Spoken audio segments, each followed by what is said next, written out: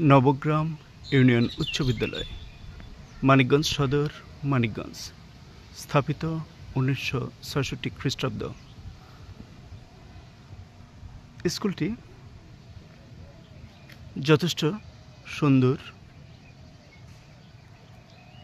মনোরম জায়গায় অবস্থিত, যার ক্যাম্পাসটা যথেষ্ট সুন্দর।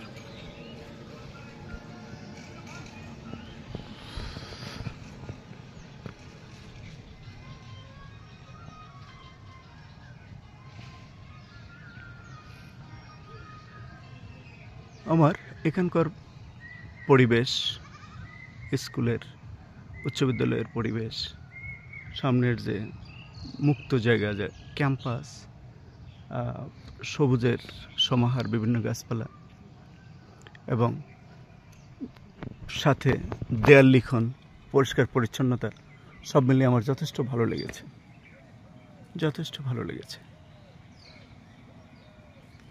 Thank you.